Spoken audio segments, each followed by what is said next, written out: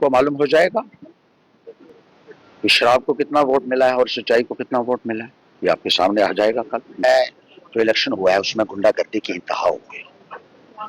जिस तरीके से पैंथर्स इंडिया के कार्यकर्ताओं को टेरराइज किया गया, मारा गया, पीटा गया, घसीटा गया, अगवा किया गया, वो अपने आप में एक मिसाल है। ऐसी गुंडागर्दी कहीं बिहार और यूपी में भी हमने आज तक नहीं देखी है। और सबसे बड़ी बात यह है कि प्रशासन पूरे तरीके से उनके साथ मिला हुआ था, पुलिस वाले उनके साथ मिले हुए, और इन गुंडों को पूरा शेल्टर दिया जा रहा था, इनको पूरा प्रोटेक्शन दिया जा रहा था। कोई कार्रवाई इन गुंडों के खिलाफ नहीं हुई। हर एक ब्लॉक में इन गुंडों ने पैंथर्स इंडिया के वर्कर्स के ऊपर हमले किए और शिकायतें दर्ज करवाने के बावजूद भी कोई कार्रवाई नहीं हुई, बल्कि पुलिस उनके साथ मिली हुई थी और इन गुंडों को अपने तरीके से शह दी जा रही थी। जब सरोट का मामला हुआ, जब इलेक्शन से एक दिन पहले, तो वहां हमारे लोगों ने पहले ही पुलिस को फोन करके बताया था कि गुंडों की कुछ गाड़ियां उनका पीछा कर रही हैं। 2 घंटे पहले इतला दी थी और ये हमला कर सकते हैं। तो पुलिस को जब ये इतला देने के बावजूद भी पुलिस ने ये कहा कि हम वहां पहुंच रहे हैं।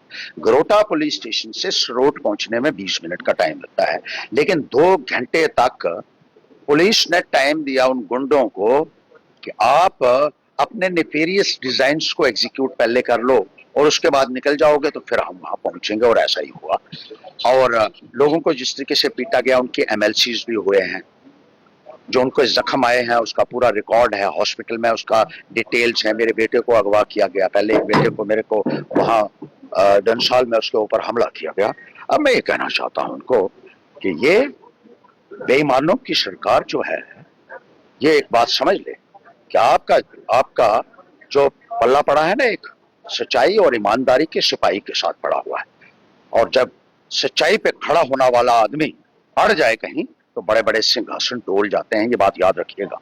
मैं इन अफसरों से भी, बीजेपी वालों से भी कहना चाहता हूं, जिन्होंने चोरी चकारी करके जो भारतीय जनता पार्टी के कदमों में जाकर लेट गए और गुंडों को शह दे रहे हैं, चाहे वो एमएलए हैं चाहे वो एमपी हैं, उनको भी बताना चाहता हूं और अफसरों को भी कहना चाहता हूं कि हर्षदेव को कभी हल्के में मत लेना।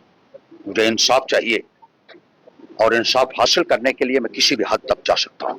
ये बात याद रखिएगा। और उन गुंडों को फौरी तौर पर गिरफ्तार करना पड़ेगा। ये मिली भगत जो है आप करते हैं ना, सरकारें भी मिली भगत करती हैं एक दूसरे से साथ मिलकर। जो ईमानदार और सच्चे लोग हैं उनको रोकने की कोशिश करती हैं, और यही हाल इन अफसरों का भी है। जो अफसर इन गुंडों के टुकड़ों पर पल रहे हैं ना, वो भी अच्छी तरीके से ये बात समझ लें कि ये बेईमानी का पैसा आपको हजम नहीं होगा। और अगर इन गुंडों के खिलाफ कार्रवाई नहीं हुई तो किसी भी हद तक हम इंसाफ के लिए जा सकते हैं। तो आपको मालूम हो जाएगा कि शराब को कितना वोट मिला है और सच्चाई को कितना वोट मिला है। ये आपके सामने आ जाएगा कल, इंतजार कीजिए। देखिए, हमने अपना काम किया है और लोगों ने हम पे ऊपर भरोसा किया, मैं तो यही कह सकता हूँ। बाकी मेरी लड़ाई अन्याय के खिलाफ है, गलत के खिलाफ है, और बेईमानी के खिलाफ है, चोरों के खिलाफ है, डाकुओं के खिलाफ है, और जो लुटेरे हैं उनके खिलाफ है, भ्रष्टाचारियों के खिलाफ है। तो उस लड़ाई तो जारी रहेगी हर हाल।